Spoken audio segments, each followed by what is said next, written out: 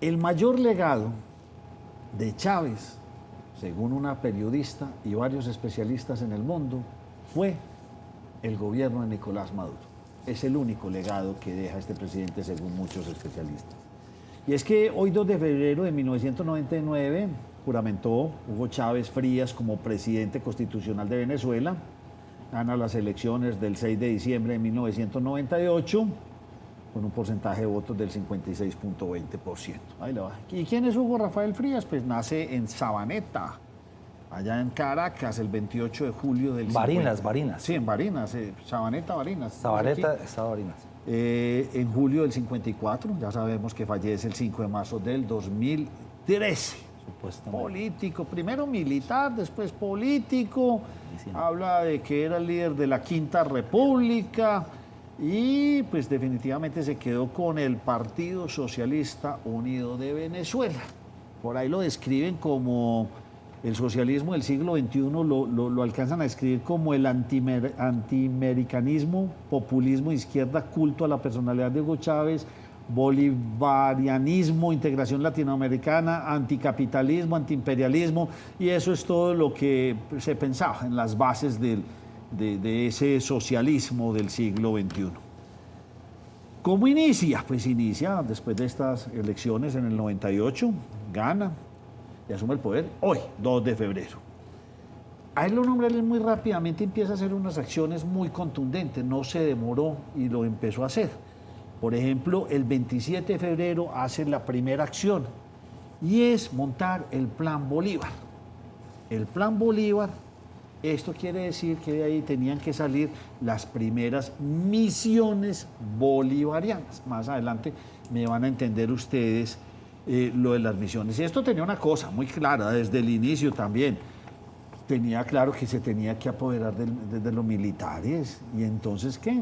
Para montar todas estas misiones bolivarianas se pegó de 40.000 soldados venezolanos para empezar y se involucraron pues en una cantidad de acciones y actividades contra la pobreza, masivas contra la vacunación, y esto lo dirigía un señor llamado Víctor Cruz. Y entonces empieza a decir, ¿cuál era el fundamento final de este señor? El mensaje que le quería mandar. No, hombre, es que el ejército es bueno, el ejército no está en contra de la población, el ejército está a favor de la población. Porque él era un teniente coronel del ejército. Claro, pero él ya se los quería meter al bolsillo porque sabía que iba a llegar, pero no era tan fácil, porque el del ejército no era tan revolucionario como él pensaba. Bueno, eso a pesar del éxito, tuvo muchos escándalos. Y ahí definitivamente, en ese primer añito de gobierno, nace el primer escándalo de corrupción por todo lo que se dio, porque eso se dio a una velocidad. ¿Qué hizo? Hace un referéndum. Elecciones en los 98, hagamos un referéndum el 25 de abril de ese mismo año, de 1999, hagamos un referéndum.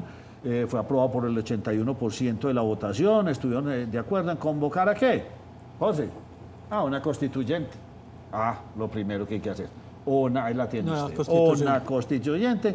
Pero lo más simpático de todo esto es que fue aprobado por más del 81% de la votación, pero la abstención fue del 62%. O sea, ese 30 y pico gana con él, pero imagínense pues cómo fue la abstención. Pero vale, el que calla otorga. Un programa muy famoso, ¿cómo se llamaba? Andrea. Aló, presidente. Aló, presidente. Arranca el 23 de mayo de 1999. Entonces voy haciendo las cosas, ¿sí o no? Tengo estas misiones, llamo una constitución y ahora tengo que hablarle a todo el mundo. Y empieza, pero muy rápido, muy rápido. Y el 25 se realizan las elecciones para los integrantes, llama la constituyente, el 23 se inicia su programa y el 25 de julio de ese mismo año quedan nombrados las personas o los integrantes de la Asamblea Nacional Constituyente. ¿Qué pasó ahí, José? Usuga, usted sabe. Le cuento cosas. 121 escaños quedaron por el Polo Patriótico, o sea, todos los de él. Como quien dice, la oposición solo obtuvo 7 escaños. Por eso, Nacho, el que calla otorga. El que calla otorga. Entonces ya, me la gané. Meto 121 lo mío, ya puedo hacer lo que me dé la gana. Hago la constitución que yo quiera, 7 de oposición. Y el 3 de agosto, dicha asamblea inicia sus sesiones Y entre esos integrantes se encuentra la primera dama, la esposa del señor Chávez, Marisabel Rodríguez. Oiga, y entonces llega esta Corte Constituyente, y les voy a contar la historia ahí a estilo novelesco, y entonces listo, ya voy organizando todo esto. ¿Y qué hace la Corte Constituyente? O la Asamblea Constituyente, don José y don Andrés Úsuga y doña Andrea. No, señores, hay que declarar una emergencia contra la Corte Suprema de Justicia, y empieza a decir, esto está grave. Hay que mirar el desempeño de los magistrados de las CSJ, del Consejo de la Judicatura, y de entrada dijeron, no, hay 1.200 jueces, señor, no están haciendo nada. No, señores, nada. ¿Sí o no? ¿Y qué hicieron? Cerrar. Chao, despedidos, 1.200. Ya, coopto la tercera parte, la justicia. La más Muy importante, estrategia. 1.200 ese 17 de agosto ya el empezando gobierno. De hecho, en esa época la presidenta de la Corte se llamaba Cecilia Sosa y renuncia y denuncia que en Venezuela se acaba el Estado de Derecho. Así comenzó la disolución de la Corte Suprema de Justicia de Venezuela. Rapidito. Eso fue una acción, pero inmediata. Bueno, señores. ¿Pero por qué lo pudo hacer? Usted me deja decirle por qué. Por eso pudo quería hacer que usted estuviera sentado aquí desde el principio. La historia es muy larga, entonces para que avancemos, porque las suyas también son muy largas. ¿Por qué pudo hacer eso? Porque el pueblo venezolano realmente estaba exhausto, Total. Hastiado. hastiado. ¿De quién? De dos partidos políticos que se llamaban Adecos y Copellanos, la Alianza Democrática y el COPEI, que venían en una, más o menos, no es exacto, Frente más o menos lo Nacional. que había pasado con el Frente Nacional en Colombia, Sí. en una cosa que se llama el Pacto de Punto Fijo. Ellos habían decidido que, entonces, primero iba usted, después voy yo, pero en el gobierno suyo usted me mete unos míos y en el gobierno mío yo le meto unos suyos. Eso había cerrado de tal forma la política venezolana, pero adicionalmente con el galón de gasolina a $80, entonces tenían mucha plata. Carlos Andrés Pérez se había vuelto a elegir. Claro. Y él ya le había dado, intentado dar un golpe el 4 de febrero de 1992. Ya voy para allá. De eso hay que acordarse, No, ¿cierto? pero espere que ya es que estoy contando la Ah, historia. Estoy en ok. el primer gobierno de Chávez apenas en sus inicios. No, por Pero eso. esto fue Pero es que antes. esto es antes. Sí, el famoso caso en que él trató de dar el golpe de Estado. Sí, señor. Este es sí, contexto. que estuvo en la ¿no? cárcel, sí. Este es contexto. Pero no solamente eso, ya también había pasado una cosa que llamaba el cacerolazo en Caracas. Ajá. O sea, había pasado tantas cosas que el pueblo estaba tan hastiado que entonces él, por ejemplo, después le contaré cosas íntimas de ese golpe. En ese golpe, él fue la figura, pero quienes estaban detrás del golpe eran un poco de gente que estaba muchísimo más arriba que él. Porque mire que nadie se pregunta una cosa. ¿Cómo así que usted lo acaban... Coronel. No, un teniente coronel. ¿Cómo así que usted lo acaban de capturar, que iba a dar un golpe y lo ponen a dar una rueda de prensa? No. Explíqueme. Y no esposado ni nada. Le ponen todos los micrófonos y el ministro de Defensa, el general Ochoa, detrás de él. Y nadie decía nada. No decía, eso está como tan claro, pero son análisis posteriores, ¿no? Ok. Y lo meten a la cárcel 2 años, ¿cierto? Sí. En Yara. Y le hacen una cosa que casi la gente pues no estudia, que es el presidente de Venezuela con la Constitución del año 58, que era Rafael Caldera, Sí. que también había sido 2 veces presidente, le hace una cosa que llama el sobreseimiento. Esto es, él tenía la capacidad, los presidentes de Venezuela, De perdonar. de perdonar. Y lo perdonaron. Y lo perdonó. ¿Para dónde salió? De Ya inmediato. De Cuba. inmediato. ¿Para Cuba? ¿Vía dónde? Vía Colombia. De Colombia. Vía Bogotá, lo recibió, adivina quién lo recibió en Bogotá. Cuente. La esposa de un señor que hoy es presidente de la República. Sí. Y pasaron por Boyacá. Y hay fotos en la batalla de Boyacá, en los monumentos de la batalla de Boyacá, con el ex acabado de salir teniente coronel, y de Bogotá sale hacia La Habana. Y en La Habana lo reciben con aplausos. Y en La Habana es que le dicen, yo estoy entrando en crisis, al señor Fidel Castro, que en paz descanse si puede. Y el señor Fidel Castro le dice, yo estoy entrando en crisis porque hace 3 años, 4 años, se me acaba de caer, ¿cierto? La cortina de hierro Y entonces me dejaron de apoyar, Claro. mi revolución se me está cayendo, se me está desbaratando. ¿Usted me va a oxigenar después? Usted es el que tiene el Muy bien. oxígeno La allá. posibilidad. Y él se presenta y ¿a quién le gana? La pregunta, ese 6 de diciembre del 98, ¿a quién le gana? No. Mire qué interesante, a un señor que se llamaba Enrique Salas Romero, Sí. que era supuestamente, no tenía nada que ver, pero al final de la contienda, Adecos y Copellanos de nuevo se unieron Era en el torno a candidato él. de ellos. Cuando se unen en torno a él, lo que le dijeron al pueblo venezolano es, Volvió lo mismo. Sí. volvemos a lo mismo. mismo. ¿Qué hizo el pueblo venezolano? En un desespero. ¿Quién tiene una propuesta distinta? Él alzó la mano, yo soy la propuesta distinta, y llega al poder. Y les cuento algo más, si quieren lo pueden buscar en internet. El juramento de ese 2 de febrero de hace 25 años, ¿usted sabe qué dice el señor presidente? Jurando frente a Rafael Caldera, y ahí estaba uno de sus opositores después. Juro sobre esta No, pare. moribunda constitución. No, es que ya, entonces páreme ahí. Ojo pues. El 20 de noviembre la Asamblea termina el proyecto de Constitución de Venezuela, el 15 de diciembre se realiza, estamos hablando del mismo año, el 99, el referéndum, 70% de los sufragantes lo aprueba. Ojo, con el 55.62 de abstención. Volvemos y caemos lo mismo. O sea, una minoría aprueba esto. Se calla todo. Y ahí sale su frase famosa.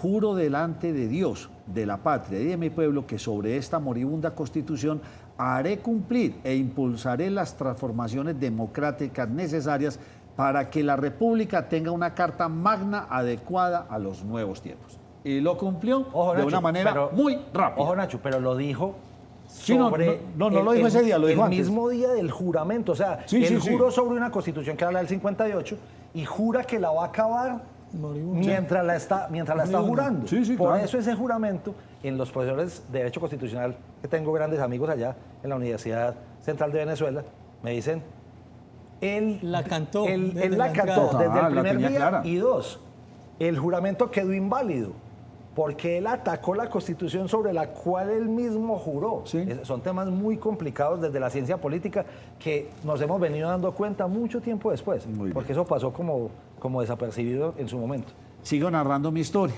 Y mire cómo fue rápido. Entonces ya ese 20 de noviembre o ese 15 de diciembre ya estaba todo solucionado. Pero oiga, le sale eso el 15 de diciembre, se hace ese referéndum, pero ¿cuál fue la primera crisis de Chávez? El mismo 15 de diciembre. En un hecho recordado lamentable, se llama la tragedia de Vargas. Recuerdan ustedes que llovió y llovió y llovió y eso Una quedó gran avalancha. destruido, una avalancha, eso fue pues... Fue como, Yo como sé. Armero, Mírelo, pero allá. mírelo, ahí están las imágenes. Como Todo esa, eso sí, lo no que me se acuerdo. vio, sí o no. Sí. Fueron miles de personas las que murieron, eso fue en La Guaira, mejor dicho. O sea, la naturaleza dijo lo que se veía venir para el país. Sí. Eso dice mucha Adelantó. gente allá. Muchos países del mundo le demostraron su solidaridad, estaba muy nuevo en el gobierno y le prestaron ayuda. Y ahí empieza, esa es su primer crisis, pero ahí empieza su primera enemistad, porque los norteamericanos le dicen, hombre, le vamos a mandar 2 buques con 450 ingenieros, tractores, bulldozers, maquinaria e ingeniería, les queremos ayudar pues, a todo este asunto. ¿Qué hizo Chávez? No, señores, ustedes no me ayudan. No quiero nada de ustedes, Del los imperio yanqui. norteamericanos, del imperio. Para hacerlo y para no alargarme mucho, porque ya llevo bastante, en el 99, José, la inflación era del 23.3. En el 2000... Similar a la que tenía Sí. Colombia por esa época. En el 2000, un año después del gobierno, era del 16.2, o sea, había rebajado esa inflación. La pobreza en el 99 en Venezuela era del 43% y en el 2000 pasa al 42%. En la actualidad está en el 80, 90, una cosa de locos. Y el Producto Interno Bruto en el 99 era del menos 6% y en el 2000 queda en el 3.7%. Quiero hacer pues como ese asunto. Mire, lo que pasa es que digamos que en Venezuela tuvo una gran cantidad de beneficios por los precios del petróleo, ¿sí o no? Y el presidente Chávez va y se los gasta. Se los gasta en la forma y entonces mejora los índices de pobreza, en alfabetización, igualdad en ingresos. Y esto mejora aparentemente la calidad de vida de todos los venezolanos entre el 2002, 2003 y 2007, 2008. Pero fue un gasto público, ¿no? Sí, obvio, no, es gasto público. Pero... Y ojo, el 24 de marzo del 2000 inicia la Constitución de la República Bolivariana de Venezuela, ¿cierto? O sea, Ahí ya empieza a trabajar con unas reglas del juego nuevas. De él. Solamente de él. Unas reglas del juego que él construyó con sus mayorías. Solamente un año y un mes después de haberse posesionado. Ahí es cuando dicen los que saben que en ese momento es cuando en Venezuela nacen las nuevas oligarquías. Los empresarios empiezan Los a recoger, enchufados. empiezan a nacer estas nuevas oligarquías. ¿De dónde salen? Del Plan Bolívar 2000, que era un plan durísimo, de mucha inversión del Estado, millones de bolívares, entonces claro, yo me meto en el gobierno y por cada cosita, Gasto pues, público. ¿cómo voy yo? ¿Sí o no? Y ahí se empieza. Los buenos de precios del petróleo pues, los sostienen toda esta operación, tenían de dónde gastar, pero ya todo estaba cantado.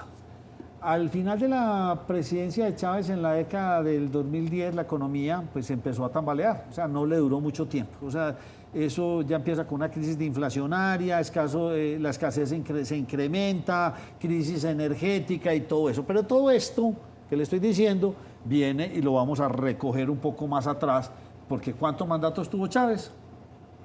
3, 4. 3. 4. Y vamos a tratar de hablar de los 4.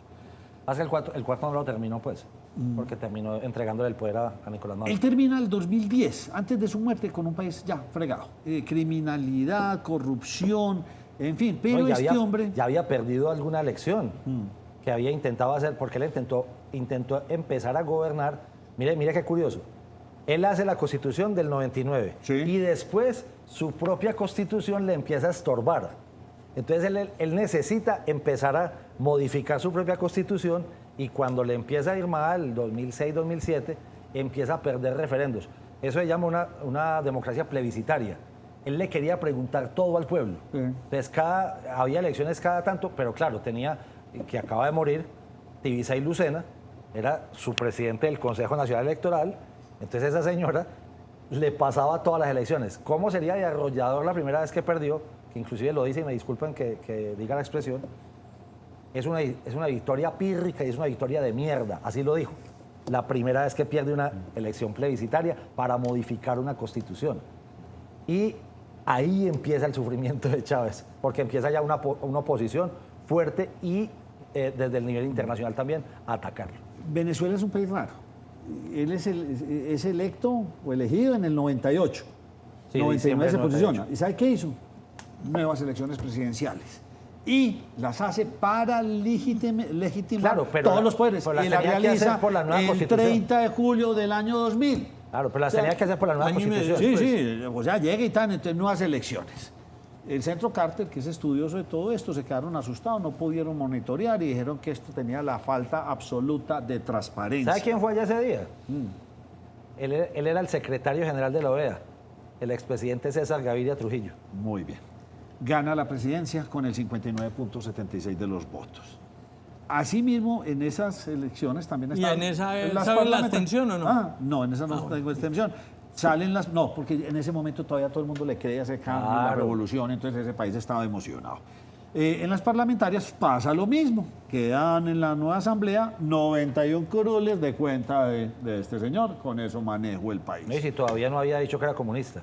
¿Qué Hasta dijo? ese No, momento no lo todavía había dicho. Y entonces ahí en que continúa Chávez y dice, bueno, ya tengo a los militares trabajando en esto, ya hice constituyente, ya tengo esto por aquí, bueno, le faltaban dos cosas muy importantes. Y la entendió muy bien. Pienso yo que el tipo era muy inteligente. Muy sagaz. Porque él que necesitaba quedarse con sagaz. PDVSA, pero él no se iba a poder quedar con PDVSA porque sí. ¿Qué hizo entonces para limitar la cosa y apoderarse de PDVSA? Impulsó un referéndum nuevamente. ¿Adivine de qué? De lo que usted está diciendo. Eso leí. Sindical. Y entonces le preguntó a todos los venezolanos que si era bueno o no era bueno renovar la cúpula de los dirigentes de los trabajadores del país. Claro, estos señores no iban a dejar que se metieran en la mayor empresa ni en las empresas privadas y ahí casó la pelea con ellos. Muy bien. Y ahí le reventó un primer general que era es muy inteligente, uno de los tipos más brillantes de Venezuela, el general Guaycaipuro, que es el que a él le termina diciendo a él: mi general, usted no está entendiendo cómo funciona la revolución. La revolución consiste en, se lo dijo a él, consiste en mantener a los pobres pobres, pero con esperanza. Frase de Hugo Chávez Frías. Muy bien. Porque si usted lo saca de la pobreza, lo dejan de apoyar. Oiga, el paso que voy, se nos va a meter el programa solo con esta historia que yo estoy narrando, pero espero, ¿está entretenida o no? Sí, señor. Sí. Bueno, más les vale. ¿Qué tiene de particular? Bueno, ganó el 62%, entonces dijo, nada, los sindicalistas, todos los que están ahí para afuera, y vamos a nombrar a nuevas personas. Ese año, en el 2001, el 13 de febrero, viene el primer conflicto diplomático con Colombia. ¿Por qué? Porque es capturado en Presidente Andrés Venezuela. Pastrana. Venezuela, un guerrillero colombiano Proceso del de ELN, los impases, la detención generaron un conflicto diplomático con el gobierno del presidente Andrés Pastrana, que se denominó el caso Ballestas. Se conoce más de historia. Vámonos para su segundo periodo presidencial. El primero fue muy cortico, 99 al 01. Ahora vamos a hablar, tuvo su segundo periodo, del 2001 al 2007. Pues lo primero es que ya empieza a salir a la calle, hace la primer cumbre de la Organización de Países Exportadores de Café, Explotadores de Petróleo, perdón. La OPEP. La OPEP, empieza a visitar los países más raros, empieza ya a buscar todas sus alianzas, se aparta obviamente de Estados Se Unidos. vuelve súper amigo Muy amigo. de Muammar Gaddafi, del presidente de Pakistán. Sí, está todo con Brasil, con los Kirchner, o sea, está con Evo, o sea, ya empieza pues, a consolidar toda esa, digamos, cambio. Diplomacia internacional cambiada por barriles de petróleo. Necesitaba votos en los organismos internacionales y los pagaba a punta de petróleo. Pero ¿qué pasa a finales del 2000? Le voy a hablar del 2001 al 2007, Sí. pero es que al finales del 2000 el Congreso, como ya lo tenía muy listico para él y estaba muy rico, le aprobó un decreto habilitante. ¿Esto qué quiere decir? Que le otorgaba poderes especiales al presidente para aprobar un conjunto de leyes. Fueron creo que 40, 41 Un leyes. paquete grandecito. La que desata, mejor dicho, el terremoto en Venezuela. Ahí es cuando vamos a caer en esas cosas que vimos, la muerte de todos estos. Aprobar la ley de tierras que impulsaban una reforma agraria, una nueva ley de ¿Se acuerda hidrocarburos. de la imagen, el video de Chávez caminando por Caracas diciendo, ese apartamento de allá, Exprópiese. Bueno, eso es ahí. Si bien fueron aprobadas, perdón, no fueron 41, 49 leyes, la oposición dirigida principalmente por la patronal más importante, o sea, estamos hablando por Fedecámara y la Confederación de Trabajadores. Uy, Dios, no, esto no puede ser, es que son 49 leyes que esto va en contra de lo que quería Chávez, expropiar, quedarse con todo, nacionalizar, en fin. Y el 13 de noviembre, ese 13 de noviembre Chávez declara esas 49 leyes amparando en la ley habilitante y se va feliz el hombre, muy tranquilo. Pero ese mes, en cadena nacional de radio y televisión, empezó ya a hacer su primer gran pelea internacional. ¿Cuál fue? Con Estados Unidos. ¿Qué hizo? Mostró por la cadena pública fotos de niños que dijo que habían muerto durante los bombardeos de Estados Unidos en la guerra de Afganistán. ¿Eso qué llevó? El gobierno de los Estados Unidos dijo, no, otro camino, no. Venga, llama a mi embajador y ya nos Llama empezamos a embajador a apartar consultas. A porque consultas. ya vamos para otro lado. Mire, este hombre estaba el 10 de diciembre del 2001, y cuento la historia así rápidamente, un discurso en la base aérea de Francisco de Miranda, como la Carlota creo que es conocida, y la CTV, o sea, Fedecámaras y esta otra cosa, llaman Confecámaras. al primer Es paro Confecámaras, sí. nacional. Ay. Ahí se dice que inició el primer golpe de Estado, que Que es efectivamente... el de 2002, de abril de del 2002. ¿Qué pasa? Esto se hace básicamente en noviembre, diciembre, pero se van. Golpe de Estado. 23 de enero del 2002, más de 200.000 personas salen a las calles en Caracas dirigidas por la CTV y con Carlos Ortega. Esto lleva el 24 de enero de ese mismo año a que le renuncie su ministro del Interior, Luis Miquelena.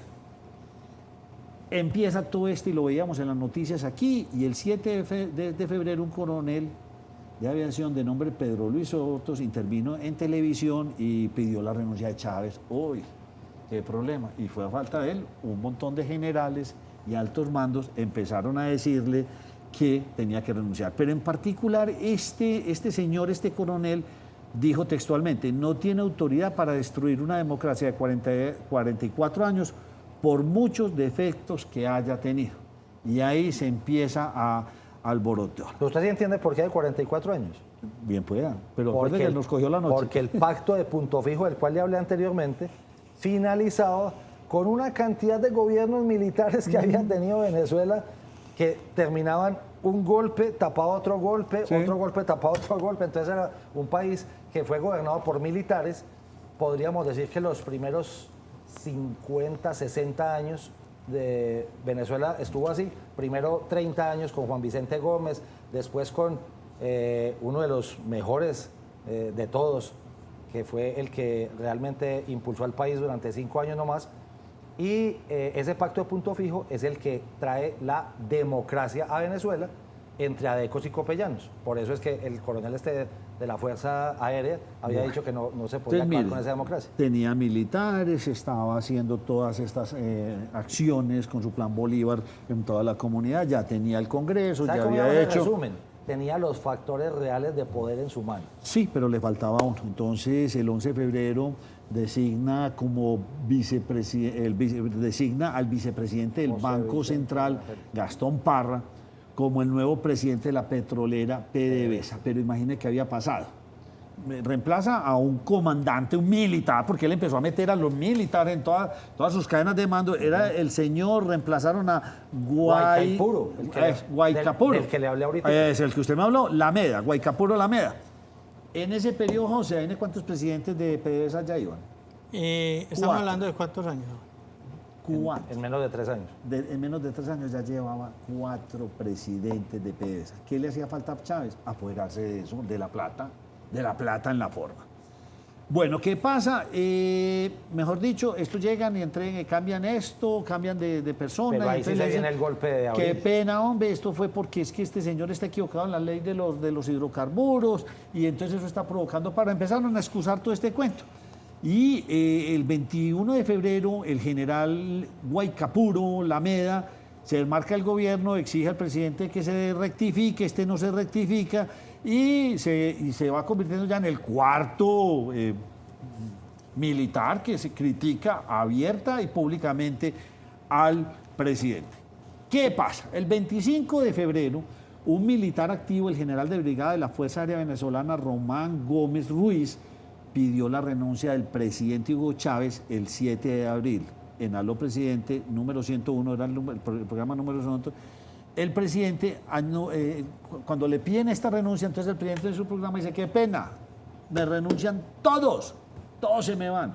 Y quiero acabar con toda la cúpula y adicionalmente quiero acabar con todos los mandos que hay en PDVSA. A todos los despido. Mejor dice, despida a 7 altos ejecutivos, a todos los gerentes, jubilados y más. Y ahí hasta dónde llegó la cosa. Hasta despedir 1.500 empleados de PDVSA. Hizo, ¿cómo se dice eso? Un barrido. Barrido. Bueno, ¿qué pasa? Una masacre laboral. Sí, la También. oposición entonces, la oposición convoca el 11 de abril una marcha que reunió cientos de miles de personas. Esta marcha iba para las oficinas de PDVSA. Pero yo no sé qué fue lo que pasó, se caldearon los ánimos y ahí ¿para dónde se desvió? A Palacio. Para el Palacio de Miraflores, el cual se encontraba, estaba rodeado por afines a Chávez.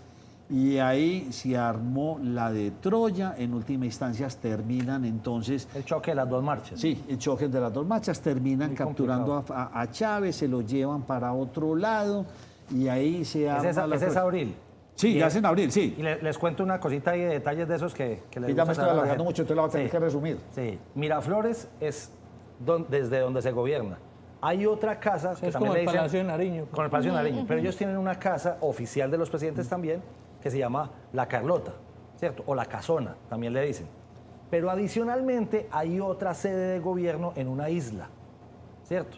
Para allá sacan a Chávez en ese momento. Para la isla. Para la isla, en un helicóptero.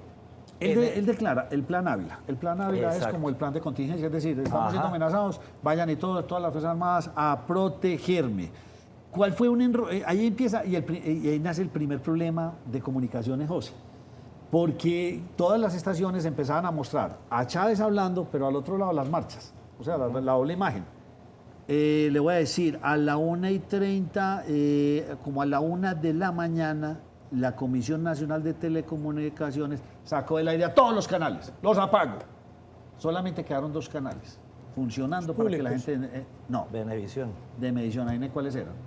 Caracol, Radio Colombia y CNN. Eran los únicos por los que los venezolanos se estaban enterando de lo que estaba ocurriendo. Estos canales les tocó poner peliculitas, muñequitos, mejor dicho. A Venevisión llegaron grupos armados afines al gobierno de Chávez, lo vimos en muchas imágenes. Bueno, y todo esto se volvió en un despelote grandísimo. Pues finalmente hubo más de 26 muertos. ¿Qué más digo yo ahí? Y queda de presidente por unas horas, no más, porque el golpe se conjura, ¿cierto? Muy rápidamente. ¿Sabe quién salva a Chávez esa vez?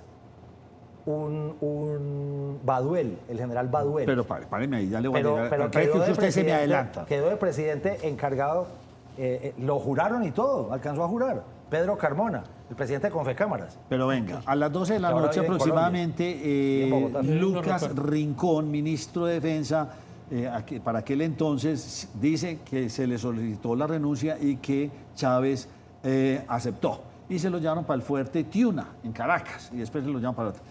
En horas de la tarde, Pedro Carmona, presidente de Fede Cámaras, queda como presidente interino. Jura. Sí, jura, listo. Lo ponen a jurar. Acto seguido, el procurador general designado por Carmona, Daniel Romero, leyó el decreto que derogaron todas las leyes de Chávez. Disolvió el Parlamento, o sea, todo lo que había hecho Chávez en otros añitos llegan y lo derogan. ¿Qué es lo que pasa, hombre? El general que usted dice, ya para ir resumiendo Baduel, aquí, murió Baduel. hace poco en la cárcel y terminó como opositor. Pero él fue el que le salvó el golpe a él.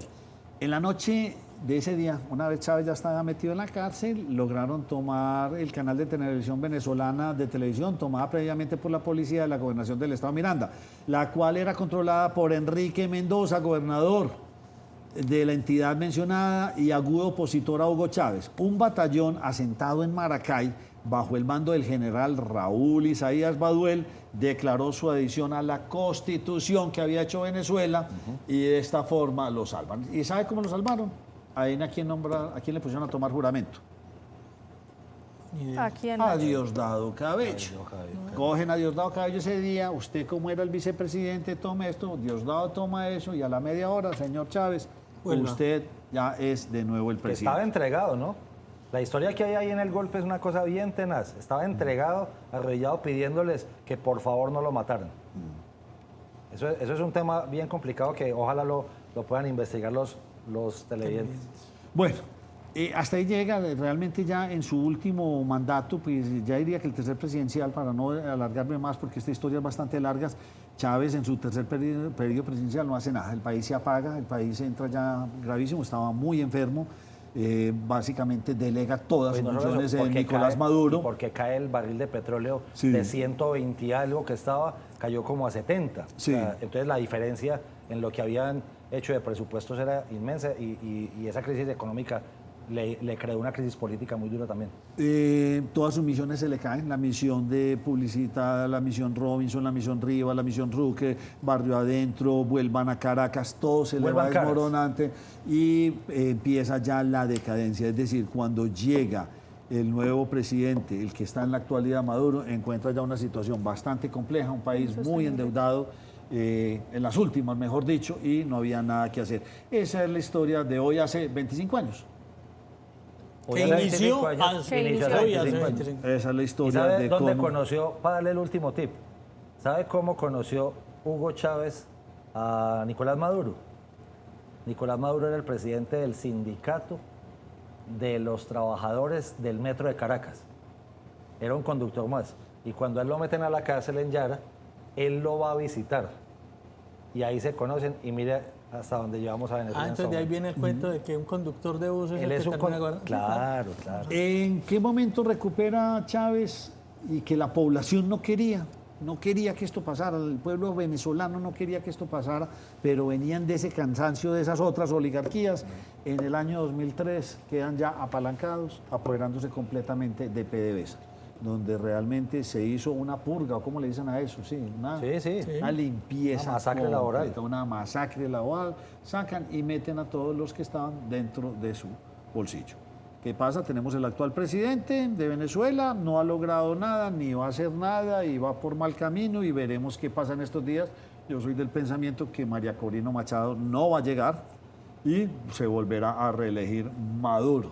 Eso será tranquilamente por ahí hasta el 2030, 2030 y pico, Y esta candidez- dictadura se queda ahí. Y la candidez del señor Joe Biden, habiéndole otorgado una cantidad de concesiones para que él terminara dizque incumpliendo el tratado, acuerdo de el pacto que Barbados. habían hecho, y entonces ahora le van a reactivar las sanciones y mire ya el trato que están teniendo el señor Jorge Rodríguez y todos los ministros del presidente Maduro en contra de la administración Biden, que ha sido de las más benévolas con, Sí, sí. con ese país. Maduro fue un hombre fiel a Chávez desde sus inicios, bajo su manto fue constituyente, diputado, canciller y finalmente vicepresidente. Chávez lo preparó, lo eligió. Esto lo sostiene esa historiadora con la que inicié la frase, que fue lo único bueno que hizo Maduro, Chávez, fue dejar esa presidencia a Maduro. Ahí está ese país, eso es lo no bueno. levanta. Pues no, pero Eso es Sí, lo bueno eso es como lo es bueno. Maduro. Lo único bueno. Lo único bueno. De resto, Venezuela cayó en la crisis absoluta. Vamos a